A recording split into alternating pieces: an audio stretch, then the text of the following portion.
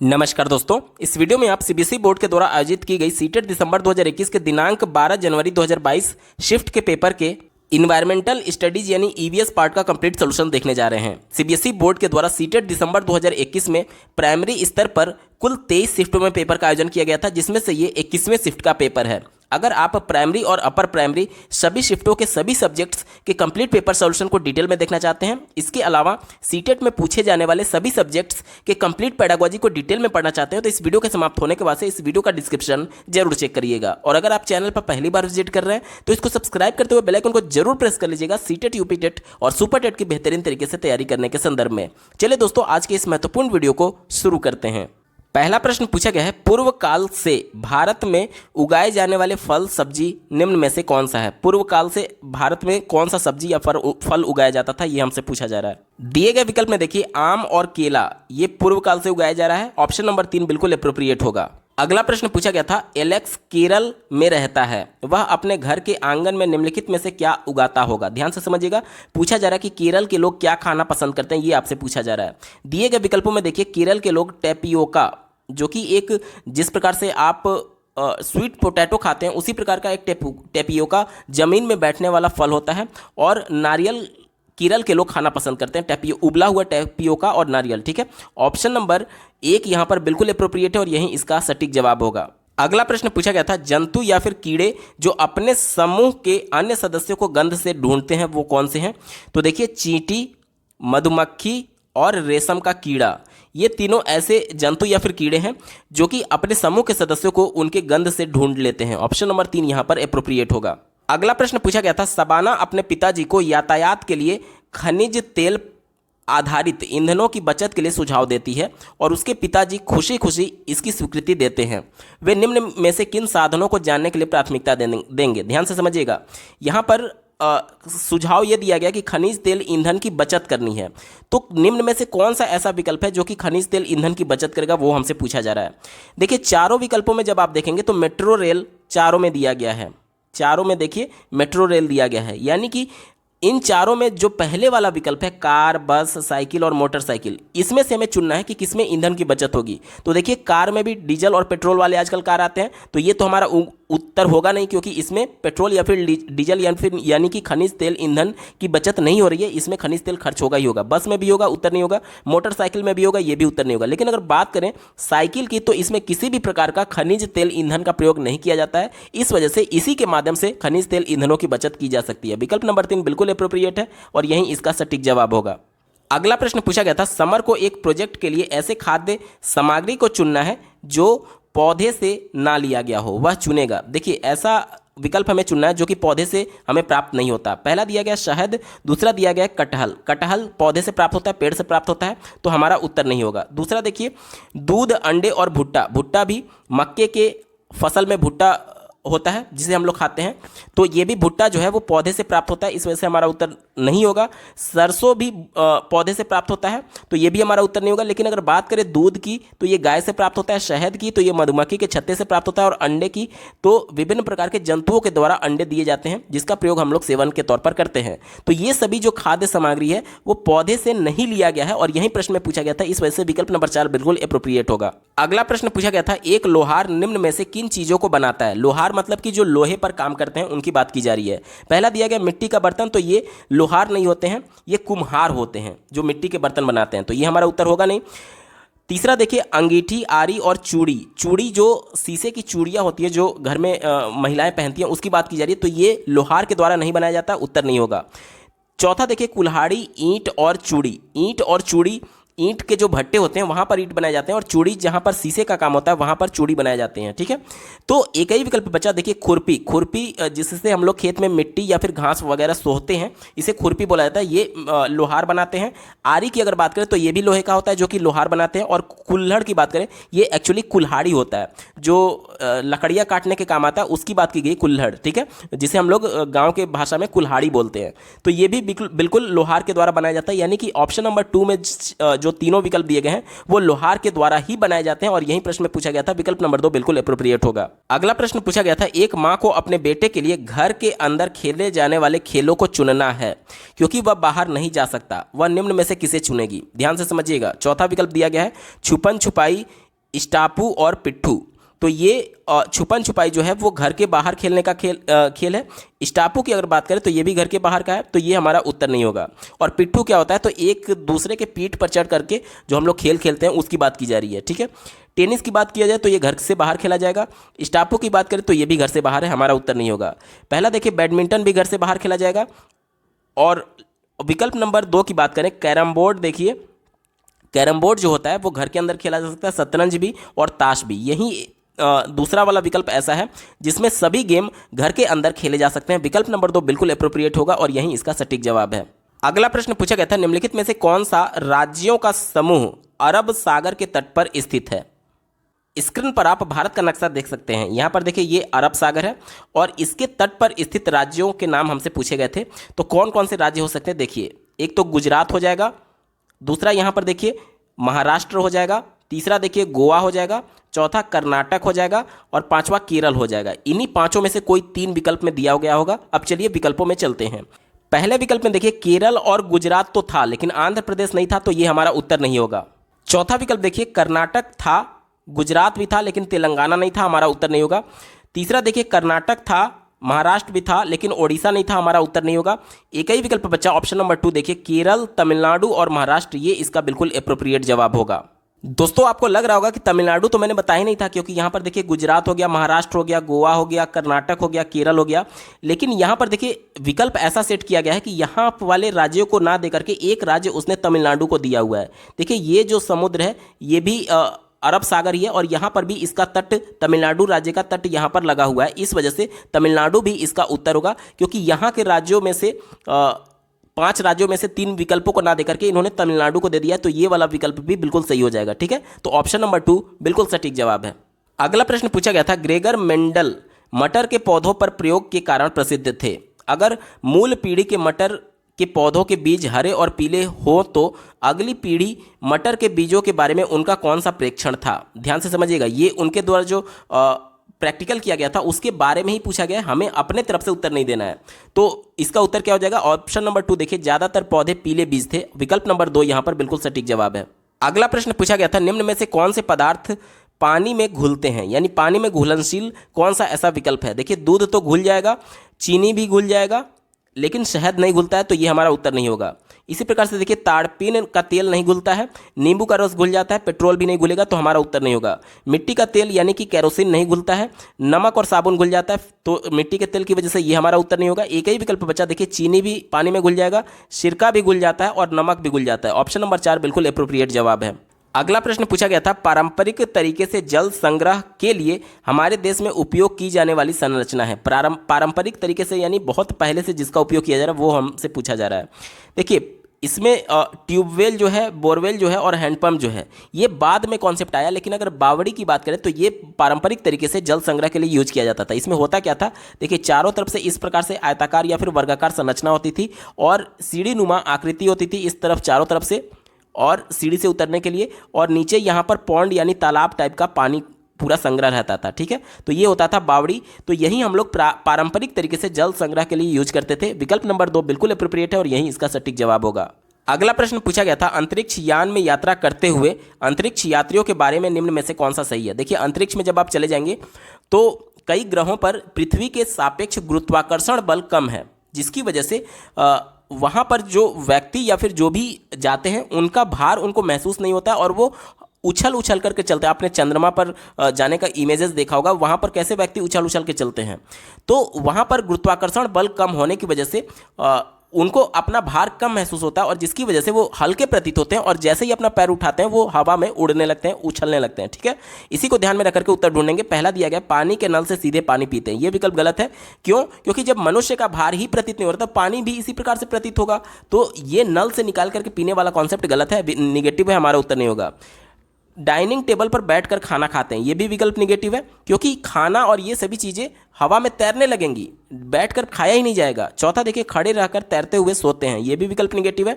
एक ही विकल्प बचा ऑप्शन नंबर 3 देखिए, एक जगह टिक कर रहने के लिए वे अपने आप को बेल्ट से बांधते हैं, यानी कि अंतरिक्ष यान में ही अपने आप को बेल्ट से वो लोग बांध देते हैं ताकि गुरुत्वाकर्षण कम होने की वजह से वो इधर उधर हवा में ना उछलें, ठीक है। ऑप्शन नंबर 3 बिल्कुल एप्रोप्रिएट है और यही इसका सटीक जवाब होगा।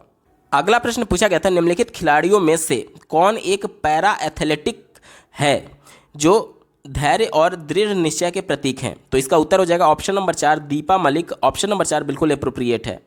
थोड़ा सा मैं यहाँ पर स्पष्ट करना चाहूँगा कि पैरा एथलीट का मतलब ये होता है कि ऐसे खिलाड़ी जो शारीरिक या फिर मानसिक रूप से विकलांग हैं वो इस पैरा ओलंपिक में भाग लेते हैं, और जो शारीरिक या फिर मानसिक रूप से अक्षम है उन्हें ही पैरा एथलीट कहा जाता है। तो ऑप्शन नंबर 4 दीपा मलिक बिल्कुल अप्रोप्रिएट जवाब होगा। अगला प्रश्न पूछा गया था, नागरकोल एक्सप्रेस अहमदाबाद से 23 नवंबर 2020 को सुबह के 11:50 पर छूटती है और कोझिकोड 24 नवंबर 2020 को यानी अगले दिन 23 तारीख को चला था और 24 को पहुंचा।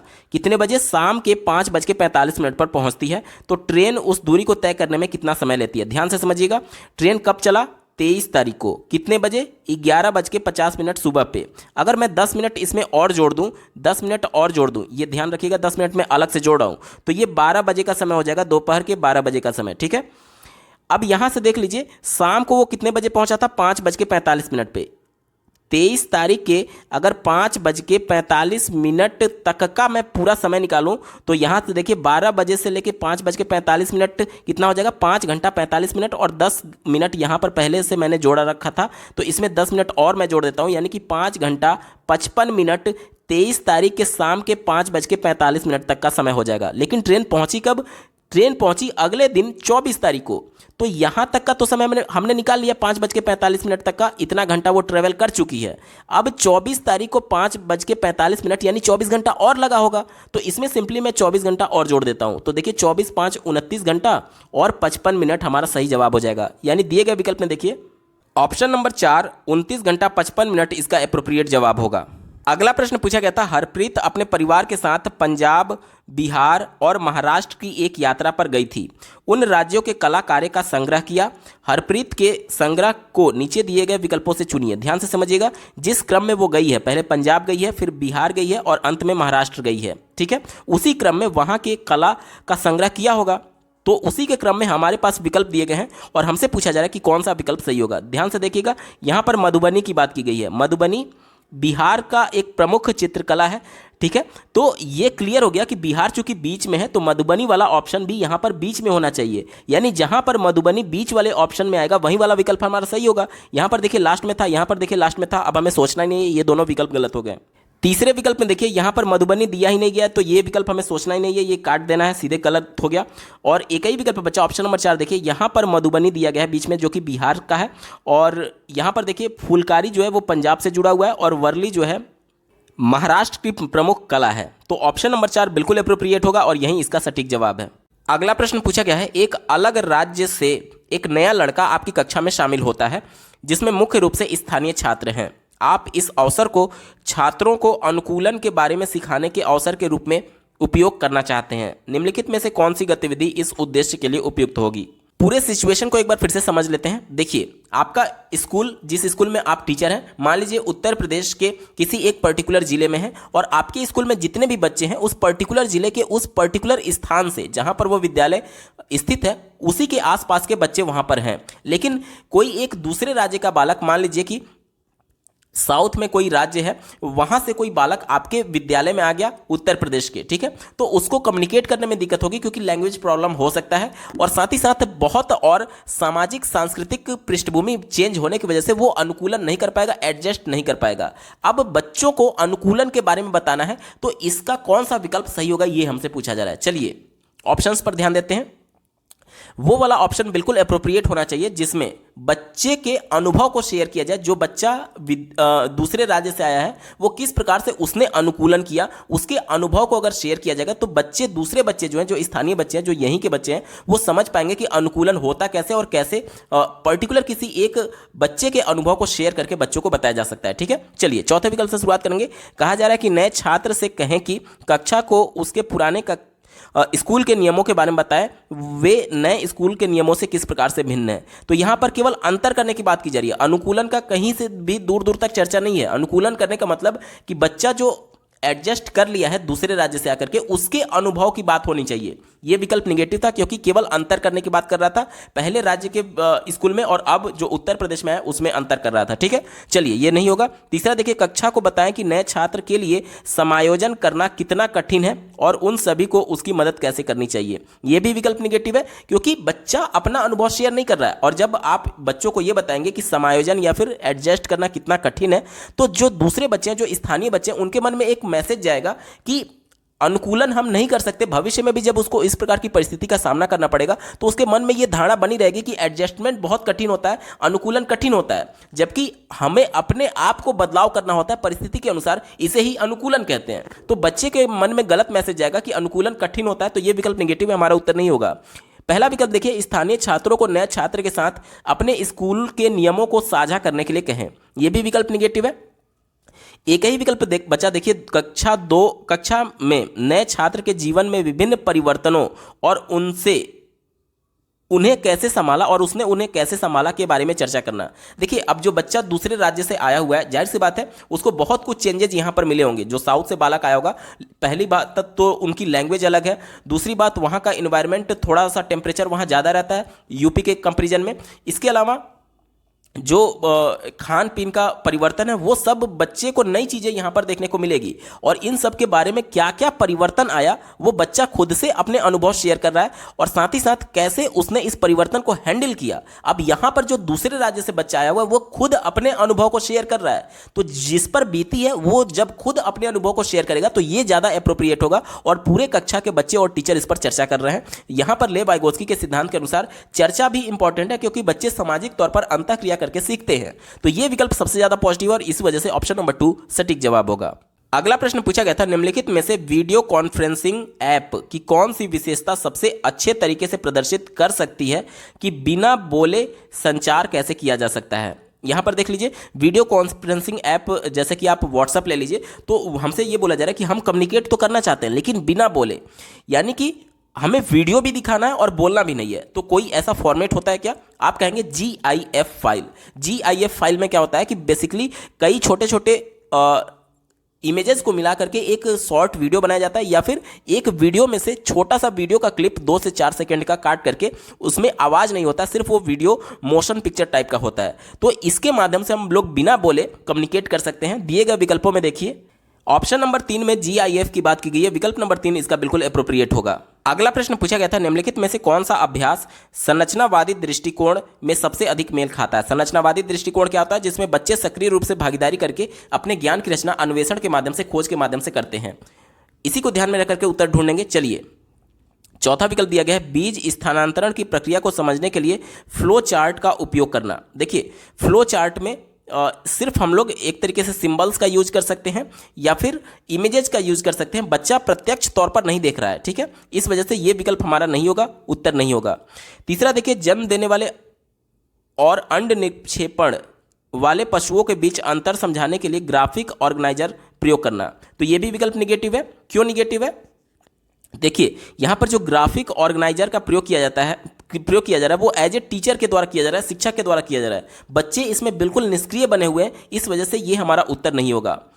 दूसरा देखिए, विभिन्न पक्षियों की चोंच को देख करके उनका चित्र बनाना। तो केवल कॉपी करने की बात की जा रही है, ये हमारा उत्तर नहीं होगा। कुछ भी अन्वेषण नहीं है, कुछ भी खोज नहीं है, क्योंकि देख करके उसको कॉपी में हूबहू बनाने की बात है। एक ही विकल्प बचा, ऑप्शन नंबर 1 देखिए, नदी के पानी के रंग से उसमें मौजूद प्रदूषकों की पहचान करना।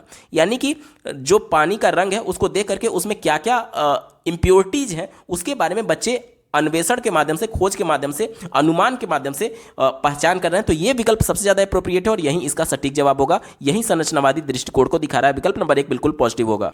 अगला प्रश्न पूछा गया था, निम्नलिखित में से कौन सा उदाहरण सक्रिय शिक्षण में व्यस्त छात्रों के लिए सर्वश्रेष्ठ उदाहरण है। ध्यान से समझिएगा, हमसे पूछा जा रहा है कि चारों विकल्पों में से कौन सा ऐसा विकल्प है जो कि ये बताता है कि छात्र यहाँ पर सक्रिय शिक्षण कर रहे हैं। सक्रिय शिक्षण का मतलब कि जिसमें बच्चा भी, शिक्षार्थी भी एक्टिव है, सक्रिय है और अपने ज्ञान की रचना करने के लिए वो कक्षा में इंटरेक्शन कर रहा है। इसी को ध्यान में रखकर के उत्तर ढूंढेंगे। चलिए, चौथे विकल्प से शुरुआत करते हैं। कहा जा रहा है कि एक पाठ पूरा होने के बाद छात्र कुछ परिभाषिक शब्दों की परिभाषाएं लिखते हैं। परिभाषा वर्ड हमेशा निगेटिव होता है। जहां पर भी आपको परिभाषा दिख गया वो उस विकल्प पर कभी विचार ही मत करिएगा, वो विकल्प हमेशा गलत होगा अगर प्रश्न पॉजिटिव सेंस में पूछा गया। ठीक है, चलिए क्यों निगेटिव होता है? क्योंकि परिभाषा जो होता है वो संकुचित होता है। केवल आप बच्चे को देखिए, हम लोग प्राइमरी स्तर के बच्चों की बात कर रहे हैं। प्राइमरी स्तर के बच्चे जो होते हैं वो परिवेश से जोड़ करके सीखते हैं, एनसीएफ 2005 कहता है। और परिभाषा जब आप बच्चों को बताते हैं तो बिल्कुल संकुचित तौर पर आप रटी रटाई चीजें या फिर किताब में जो हूबहू बातें लिखी गई है उसके माध्यम से बता रहे हैं। तो बच्चा खेल के माध्यम से सीखेगा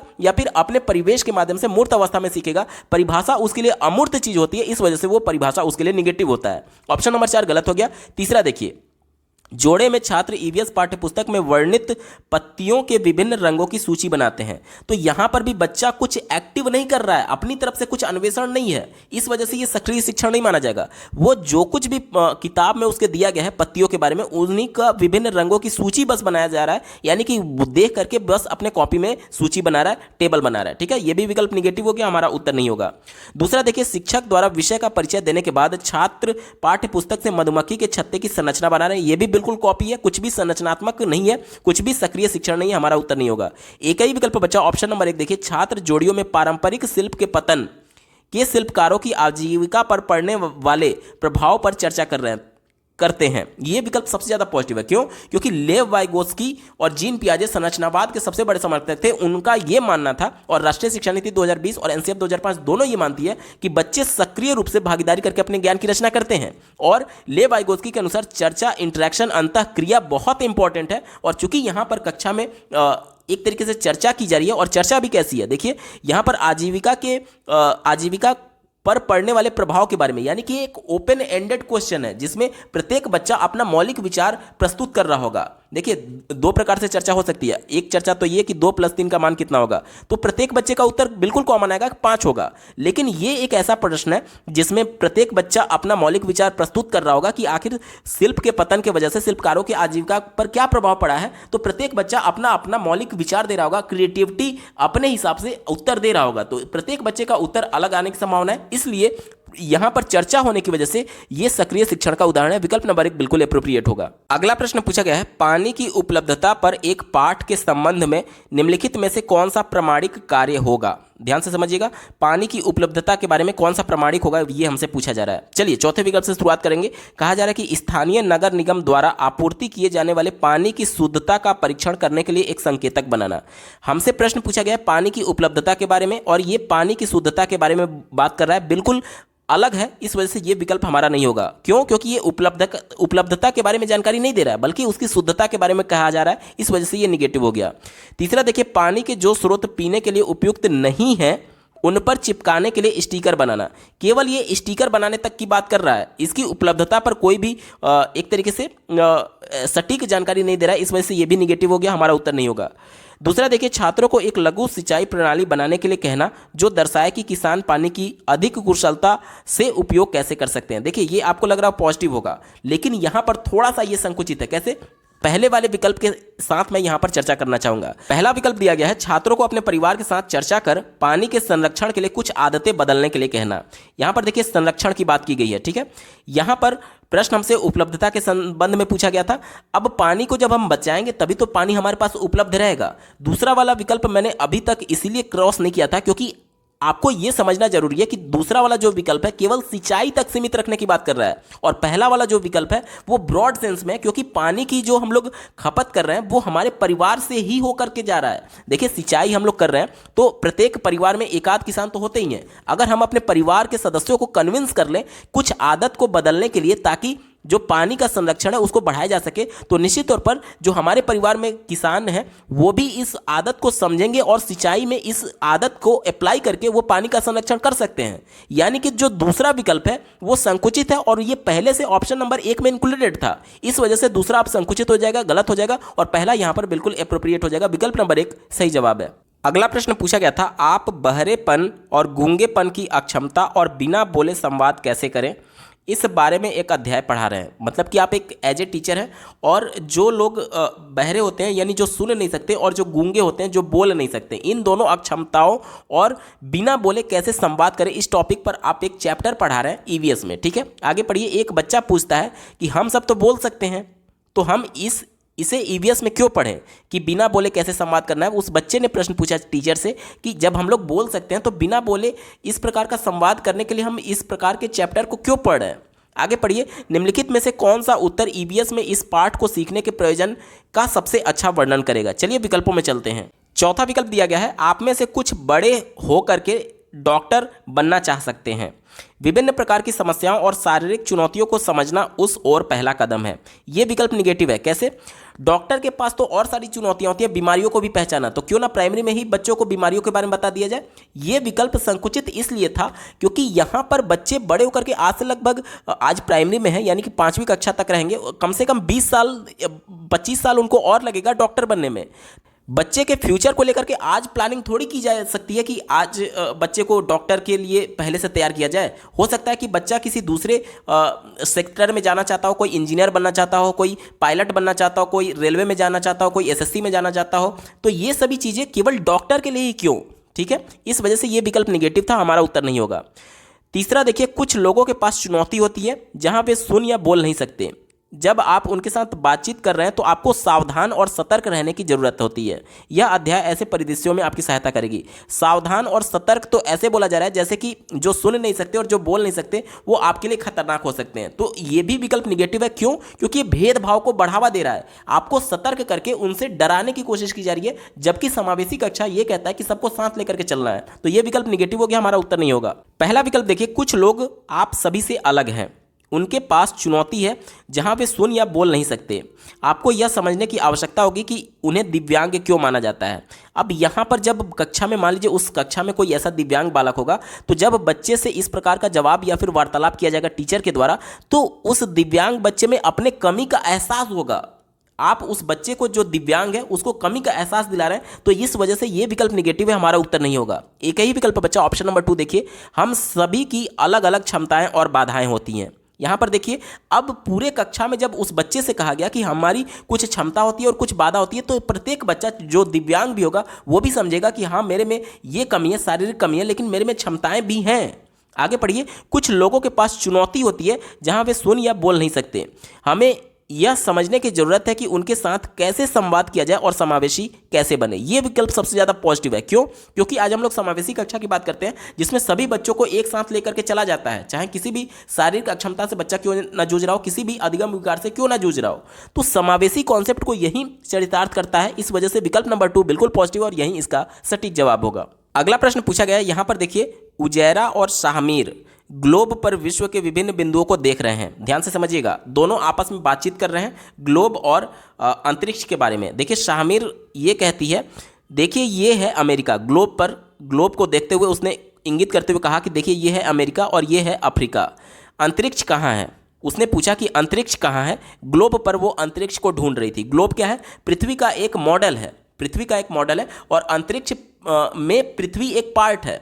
तो जाहिर सी बात है, ग्लोब जब पृथ्वी का मॉडल है तो उसमें अंतरिक्ष उसको दिख नहीं रहा होगा, क्योंकि अंतरिक्ष का ही एक पार्ट ग्लोब है, और ग्लोब जो है वो अंतरिक्ष में समाहित है, और अंतरिक्ष वो पूछ रही थी कहाँ है, तो ये पॉसिबल था नहीं कि उससे मिल पाता।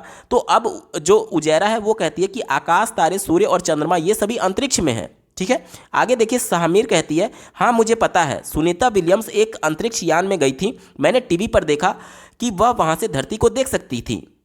उजैरा ने कहा, जी हाँ, वहाँ से धरती इस ग्लोब जैसी नजर आई।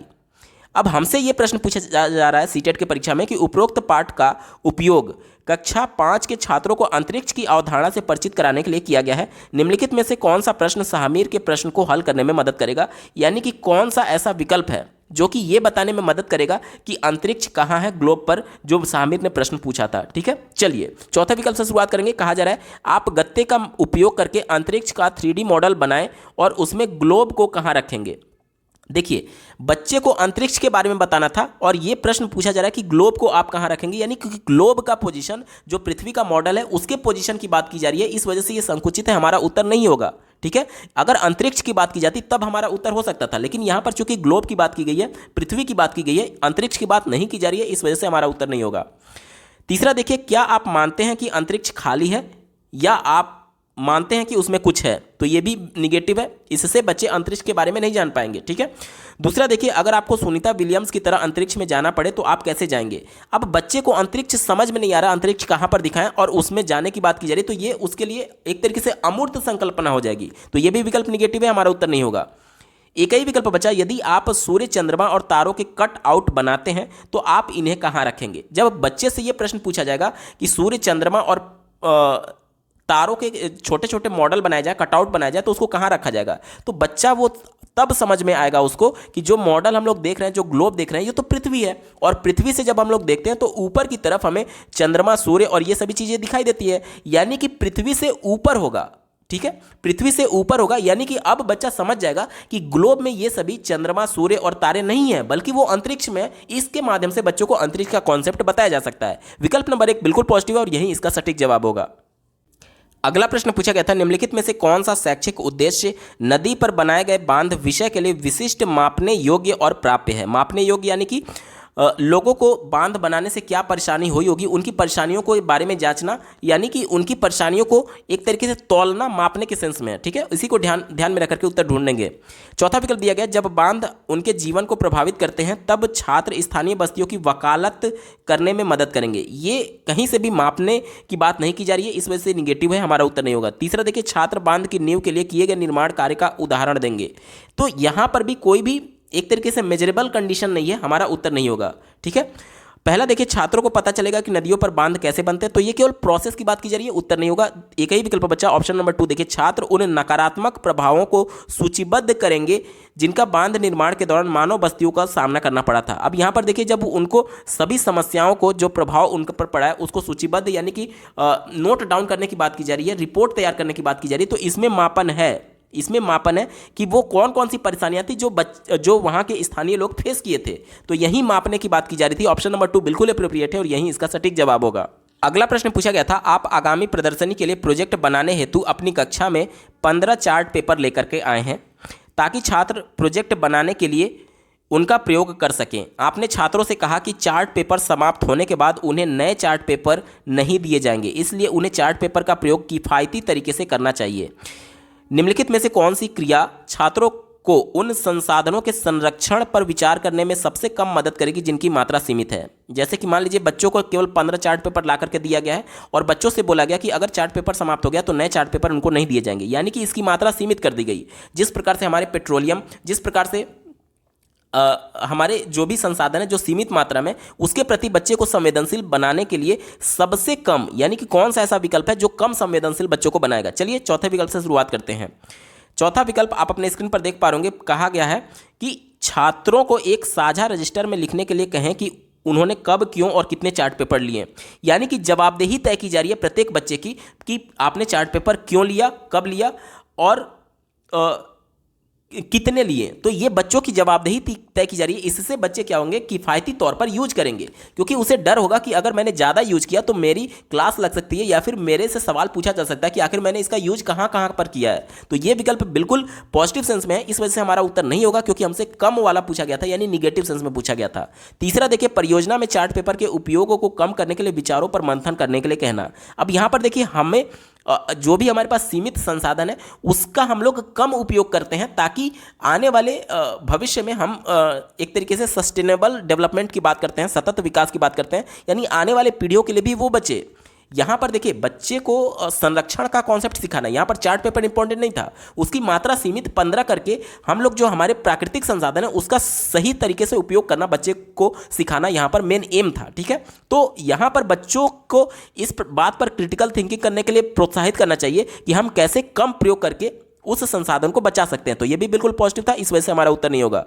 दूसरा देखिए, विभिन्न छात्रों को कितने चार्ट पेपर की आवश्यकता है, इस पर एक सर्वेक्षण आयोजित करना और उन्हें उपलब्ध चार्ट पेपर की संख्या के साथ इसकी तुलना करने के लिए कहना, तो ये भी विकल्प बिल्कुल एप्रोप्रिएट है, पॉजिटिव है, इस वजह से हमारा उत्तर नहीं होगा। क्यों? क्योंकि इससे बच्चे सीमित मात्रा के साथ चीज़ों को उपयोग करना सीख पाएंगे, तो ये भी एक तरीके से पॉजिटिव था, इसलिए उत्तर नहीं होगा। एक ही विकल्प बचा, देखिए ऑप्शन नंबर 1, उन परियोजनाओं पर चर्चा उन परियोजनाओं पर चर्चा करना जिन्हें चार्ट पेपर की आवश्यकता नहीं है और वे अभी भी विज्ञान की प्रदर्शनी के लिए अच्छे विकल्प कैसे हो सकते हैं।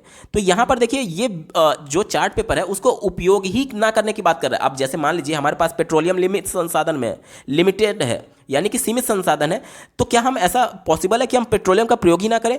आज के डेट में, इस युग में ये पॉसिबल ही नहीं है कि हम लोग पेट्रोलियम का प्रयोग ना करें। हाँ, उसका अल्टरनेट हो सकता है, लेकिन ऐसा हो कि बिल्कुल ही पेट्रोलियम का यूज ना किया जाए, उसकी आवश्यकता ही ना हो, ये निगेटिव सेंस में है। और चूंकि ये निगेटिव सेंस में था और हमसे निगेटिव सेंस में ही पूछा गया था, इस वजह से यही इसका सटीक जवाब होगा, क्योंकि ये जो सीमित मात्रा में उस पर चर्चा ही नहीं कर रहा, उसको उपयोग करने की बात ही नहीं कर रहा है। ठीक है, तो ये निगेटिव था और इस वजह से यही कम एप्रोप्रिएट होगा, निगेटिव होगा। ऑप्शन नंबर 1 सही जवाब है। अगला प्रश्न पूछा गया था, प्रयोग से हम विशिष्ट निष्कर्ष प्राप्त कर पाते हैं। प्रयोग के उपयोग से विशिष्ट निष्कर्ष प्राप्त करने का निम्नलिखित में से कौन सा सर्वश्रेष्ठ उदाहरण है? वो वाला विकल्प हमारा सही होगा जिसमें प्रत्यक्ष तौर पर बच्चा प्रयोग करके देख रहा होगा। ठीक है, चलिए चौथा विकल्प दिया गया है, यह विश्लेषण करना कि विभिन्न जानवरों की त्वचा के रंग उनके अपने परिवेश में छल आवरण करने में कैसे मदद करते हैं। तो इसमें बच्चा अपनी तरफ से कुछ भी प्रयोग नहीं कर पाएगा। जैसे मान लीजिए कोई गिरगिट है, तो बच्चा उसको प्रैक्टिकल करके थोड़ी देख पाएगा कि हाँ गिरगिट ने रंग बदल लिया, वो तो गिरगिट अपने अनुसार रंग बदल रहा था ना। इसमें बच्चे का कुछ भी एक तरीके से सक्रियता नहीं है, इस वजह से ये निगेटिव है, हमारा उत्तर नहीं होगा। तीसरा देखिए, एक बीज के अंकुरित होने के लिए आवश्यक दिनों की संख्या को लिखना। तो ये बहुत ज़्यादा संकुचित है, केवल दिनों की संख्या लिखने की बात की जा रही थी, कुछ भी प्रैक्टिकल नहीं है, इस वजह से उत्तर नहीं होगा। पहला देखिए, यह पता लगाना कि विभिन्न आकार के कान जानवरों की सुनने की क्षमता को कैसे प्रभावित करते हैं। तो ये भी प्रयोग से संबंधित नहीं है, बच्चा सक्रिय नहीं है, हमारा उत्तर नहीं होगा। एक ही विकल्प बचा, ऑप्शन नंबर 2 देखिए, आसपास के तापमान और पानी के वाष्पीकरण के बीच संबंध को समझना। अब आसपास के जितने भी जगह हैं वहां पर बच्चा खुद पानी की ग्लास को रख करके वाष्पीकरण और पानी का जो वाष्पीकरण हो रहा है और जो तापमान है उसके बीच के संबंध को समझ सकता है। यानी कि बच्चा खुद सक्रिय हो सकता है कि 2-3 जगह वो ग्लास रख सकता है और देख सकता है कि जहां पर टेम्परेचर ज़्यादा है वहां पर पानी का वाष्पीकरण भी ज़्यादा होगा। यानी कि बच्चा प्रत्यक्ष तौर पर प्रयोग के माध्यम से सीख सकता है, एक रिजल्ट पर पहुंच सकता है। यही प्रश्न में पूछा गया था। विकल्प नंबर 2 बिल्कुल एप्रोप्रिएट है, यही इसका सही जवाब होगा। अगला प्रश्न पूछा गया था, आनुवांशिक और अर्जित लक्षण विषय प्रारंभ करने के लिए शुरुआत के रूप में निम्नलिखित में से कौन सा कथन सबसे प्रासंगिक होगा? ध्यान से समझिएगा, आनुवांशिकता बच्चों को पढ़ाना है, तो वो वाला विकल्प हमारा बिल्कुल एप्रोप्रिएट होगा जिसमें आनुवांशिकता की बात की जा रही होगी, जिसमें आपके माता पिता से तुलना करके आपके गुणों में क्या समानता है उसकी बात की जा रही होगी। यानी आपके माता पिता से जो आपको गुण मिले हैं वही तो आनुवांशिकता है। चलिए इसी को ध्यान में रखकर के उत्तर ढूंढेंगे। चौथे विकल्प से शुरुआत करते हैं। कहा जा रहा है कि आपके परिवार के सदस्य एक दूसरे के बिल्कुल समान क्यों नहीं है। अब पूछा जा रहा है कि समान क्यों नहीं है, तो ये तो व्यक्तिगत विभिन्नता की वजह से होता है ना। यानी ये व्यक्तिगत विभिन्नता की बात कर रहा है, ना कि आनुवंशिकता की बात कर रहा है, इस वजह से ये विकल्प निगेटिव है, हमारा उत्तर नहीं होगा। तीसरा देखिए, क्या आप किसी ऐसे व्यक्ति को जानते हैं जिसे भी आपकी पसंदीदा फिल्म पसंद है? तो देखिए आनुवांशिकता में क्या होता है कि हमारे माता पिता से जो हमें गुण मिले हुए हैं उसकी बात की जानी चाहिए। यहाँ पर फिल्म की बात की जा रही है और वो भी रुचि की बात की जा रही है, तो ये एक संकुचित एक तरीके से संकुचित हो गया कि केवल एक ही फैक्टर, केवल रुचि की बात कर रहा था, इस वजह से ये निगेटिव है, क्योंकि अन्य एस्पेक्ट्स को ये इग्नोर कर रहा है, केवल रुचि की बात कर रहा है, इस वजह से ये निगेटिव हो गया। दूसरा देखिए, आप किसी अन्य जीव से किस प्रकार भिन्न है, फिर से भिन्नता की बात की जा रही है, यानी कि ये व्यक्तिगत विभिन्नता की बात की जा रही है, जबकि हमें बात करना है आनुवांशिकता पर, तो ये भी निगेटिव हो गया, ये भी हमारा उत्तर नहीं होगा। एक ही विकल्प बचा, ऑप्शन नंबर 1 देखिए, क्या आप अपने माता पिता, यहां पर देखिए आपकी बात की जा रही है और आपके माता पिता की बात की जा रही है कि के बीच कोई समानता पाते हैं। जाहिर सी बात है आपके और आपके माता पिता में समानता होगी, और वही समानता जो आपको एक तरीके से गुणों के तौर पर आपके जन्म के समय आपके माता पिता से मिला, इसे ही तो आनुवांशिकता बोलते हैं। तो ये विकल्प सबसे ज्यादा एप्रोप्रिएट होगा आनुवांशिकता टॉपिक को शुरुआत करने के संदर्भ में। ऑप्शन नंबर 1 बिल्कुल एप्रोप्रिएट है और यही इसका सटीक जवाब होगा। अगला प्रश्न पूछा गया था, शैक्षिक उद्देश्य छात्र फसलों पर खरपतवारों के प्रभाव के बारे में बता सकेंगे। यहां पर खरपतवार का फसल पर क्या प्रभाव पड़ता है इसके बारे में पूछा जा रहा है। ठीक है, निम्नलिखित में से कौन सा प्रश्न दिए गए शैक्षिक उद्देश्य का सबसे अच्छी तरीके से परीक्षण करता है? चलिए इसी को ध्यान में रखकर के उत्तर ढूंढेंगे। पहला विकल्प से शुरुआत करते हैं। पहला विकल्प दिया गया है, क्या रणनीति अपनाई जा सकती है ताकि खेत में फसलें और खरपतवार सह अस्तित्व में रह सके, यानी कि फसल और खरपतवार एक साथ विकसित कर सकें, एक साथ खेत में रह सके, इसकी बात की जा रही है। जबकि प्रश्न हमसे क्या पूछा गया था? प्रश्न हमसे यह पूछा गया था कि खरपतवार का फसल पर क्या प्रभाव पड़ता है, और यह विकल्प कह रहा है कि दोनों को साथ साथ रहने की बात कर रहा है, इस वजह से कोई भी मेल नहीं है विकल्प में और प्रश्न में, हमारा उत्तर नहीं होगा। दूसरा देखिए, अन्य पौधों को बढ़ने नहीं देते हुए कौन से उर्वरक लक्षित फसल के लिए सबसे अधिक लाभप्रद प्रदान कर सकते हैं। तो यहाँ पर उर्वरक यानी कि खाद की बात की जा रही है, ना कि खरपतवार की बात की जा रही है, तो ये भी विकल्प निगेटिव है, हमारा उत्तर नहीं होगा। तीसरा देखिए, खेत से खरपतवार हटाने के लिए किस प्रकार की कृषि यंत्रों का प्रयोग किया जाता है। तो यहाँ पर खरपतवार हटाया तो जा रहा है, लेकिन क्यों हटाया जा रहा है, आखिर उसका प्रभाव क्या पड़ रहा है फसल पर, उसकी चर्चा नहीं की गई है, इस वजह से ये भी हमारा उत्तर नहीं होगा। एक ही विकल्प बचा, ऑप्शन नंबर 4 देखिए, उर्वरक के उपयोग के बावजूद पौधों की वृद्धि रुकने का क्या कारण हो सकता है। तो अब यहां पर खरपतवार की बात आएगी कि हम लोग खाद तो डाल रहे हैं खेत में, बावजूद इसके अगर फसल अच्छा नहीं हो पा रहा है, यानी कि घास फूस या फिर जो खरपतवार है खेत में, उसकी वजह से जो पोषक तत्व वो खरपतवार ले रहे हैं, पौधों को नहीं मिल पा रहा है। इसी वजह से ये चौथा विकल्प जो है वो बेहतर तरीके से खरपतवार के प्रभाव को परिभाषित करता है और इंगित करता है, इस वजह से ये बिल्कुल एप्रोप्रिएट होगा और यही इसका सटीक जवाब है। अगला प्रश्न पूछा गया था, एक शिक्षक एक ऑनलाइन संसाधन का प्रयोग करता है जो प्राकृतिक आपदाओं जैसे कि ज्वालामुखी, भूकंप, भूस्खलन आदि पर एनिमेटेड वीडियो प्रदान करता है। ठीक है, टेक्नोलॉजी का प्रयोग करके एनिमेटेड वीडियो ज्वालामुखी, भूकंप और भूस्खलन पर बच्चों को दिखाया गया। निम्नलिखित में से क्या समझने के लिए पाठ्यपुस्तकों और अन्य स्रोतों की तुलना में इस संसाधन का उपयोग सबसे बेहतर है। ठीक है, देखिए चौथे विकल्प से शुरुआत करेंगे। चौथा विकल्प दिया गया प्राकृतिक आपदाओं से बचने के उपाय। अब देखिए, मान लीजिए भूकंप आ गया, तो भूकंप से बचने के लिए हम लोग क्या उपाय करते हैं। सबसे पहले तो घर से बाहर निकल करके हम लोग खुले मैदान में चले जाते हैं, या फिर अगर हमारी बिल्डिंग बहुत बड़ी है, हम नीचे नहीं उतर पा रहे हैं, या फिर बहुत तेज झटके आ रहे हैं और सीढ़ी से उतरना खतरनाक हो सकता है, तो उस दौरान हम लोग क्या करते हैं कि जो हमारे घर का जो पिलर होता है, मेन पिलर होता है, उसको पकड़ करके हम लोग किनारे पर सट करके उससे खड़े हो जाते हैं। इससे होगा क्या कि जब मान लीजिए आपका छत भी गिरेगा तो आपका पिलर नहीं गिरता है, तो पिलर से बच करके आप उस कोने में दुबक करके सेफ हो सकते हैं। तो ये सभी उपाय हैं। तो ये उपायों को बच्चों को बोल करके या फिर किताबों के माध्यम से गतिविधि करा करके भी सिखाया जा सकता है। इसके लिए एनिमेटेड वीडियो की आवश्यकता नहीं थी, ये विकल्प हमारा नहीं होगा। तीसरा देखिए, पूर्व में कौन सी प्राकृतिक आपदाएं आई थी। तो इसके बारे में इंफॉर्मेशन बच्चों को किताब के माध्यम से भी दिया जा सकता है। पहला देखिए, इन घटनाओं को लोगों के जीवन पर क्या प्रभाव पड़ा, तो किताबों के माध्यम से भी बच्चों को बताया जा सकता है कि हाँ, इसके बाद से जीवन अस्त व्यस्त हो जाता है, बहुत सारी बिल्डिंग्स को नुकसान होता है। ये सभी चीज़ें बच्चों को बताई जा सकती है किताब के भी माध्यम से। लेकिन अगर बात करें ऑप्शन नंबर 2 की, इन घटनाओं के कारण, देखिए भूकंप आता कैसे है, हमारे पृथ्वी के अंदर जो विभिन्न प्रकार के एक तरीके से जो प्लेट्स हैं वो आपस में टकराती हैं और इसकी वजह से भूकंप आते हैं। तो जब ये बच्चा एनिमेटेड वीडियो के माध्यम से इस पूरे प्रोसेस को देखेगा तो बेहतर तरीके से समझ पाएगा कि आखिर भूकंप क्यों आ रही है या फिर ज्वालामुखी क्यों आ रही है। जो पृथ्वी के अंदर की जो गर्मी है, जिसकी वजह से जो मैग्मा पिघला हुआ है, वो बहुत ज़्यादा जब निकलने की कोशिश करता है तब जाकर के ज्वालामुखी आती है। तो ये सभी घटनाओं को जब वो एनिमेटेड वीडियो के माध्यम से देखेगा तो बेहतर तरीके से सीख पाएगा किताब की तुलना में। तो ये विकल्प बिल्कुल एप्रोप्रिएट है और यही इसका सटीक जवाब होगा। अगला प्रश्न पूछा गया था, शिक्षक खाद्य परिरक्षण की अवधारणा सिखाना चाहता है। निम्नलिखित में से कौन सी खाद्य सामग्री इस अवधारणा को समझाने के लिए सबसे उपयुक्त होगी। ध्यान से समझिएगा, हमसे वो पूछा जा रहा है कि कौन सी खाद्य सामग्री ऐसी है जो कि परिरक्षण को समझाने में सक्रिय भूमिका निभा सकता है। तो देखिए, मुरब्बा की अगर बात करें, जैसे कि अगर आप लोग जो आंवले का मुरब्बा बनाते हैं तो उसको काफ़ी लंबे समय तक हम लोग परिरक्षण करके रख सकते हैं, यानी कि उसको सेफ रख सकते हैं। तो मुरब्बा इसका बिल्कुल सटीक जवाब होगा। दही को हम लोग बहुत लंबे समय तक नहीं रख सकते, तो ये उत्तर नहीं होगा। घी को भी बहुत लंबे समय तक नहीं रखा जा सकता, क्योंकि घी में कुछ समय बाद आप देखेंगे थोड़ी थोड़ी स्मेल आने लगती है। ठीक है, तो ये भी विकल्प हमारा नहीं होगा।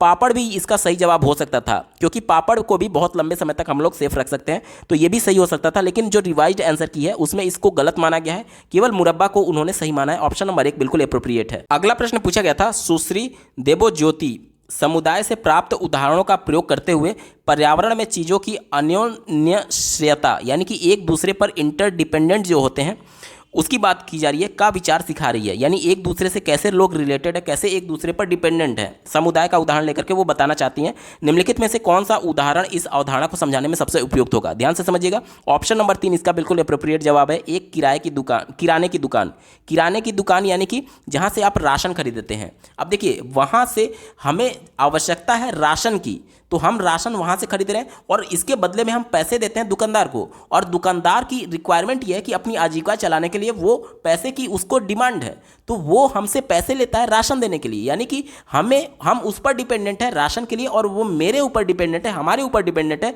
पैसे के लिए। यानी कि एक दूसरे के ऊपर इंटरडिपेंडेंट है। यही बात प्रश्न में पूछा गया था। विकल्प नंबर 3 बिल्कुल एप्रोप्रिएट जवाब हो जाएगा।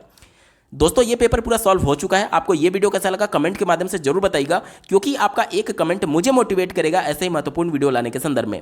अगर आप CTET previous year upper primary और प्राइमरी दोनों पेपर के सभी शिफ्टों के कंप्लीट पेपर सॉल्यूशन को डिटेल में देखना चाहते हैं, इसके अलावा सीटेट में पूछे जाने वाले सभी सब्जेक्ट्स के कंप्लीट पेडागोजी को डिटेल में पढ़ना चाहते हैं, तो इस वीडियो के समाप्त होने के बाद से इस वीडियो का डिस्क्रिप्शन जरूर चेक करिएगा। और अगर आप चैनल पर पहली बार विजिट कर रहे हैं तो इसको सब्सक्राइब करते हुए बेल आइकन को जरूर प्रेस कर लीजिएगा सीटेट, यूपी टेट और सुपर टेट की बेहतरीन तरीके से तैयारी करने के संदर्भ में। इस वीडियो को देखने के लिए आपका बहुत बहुत धन्यवाद। भगवान करे आपका दिन शुभ हो।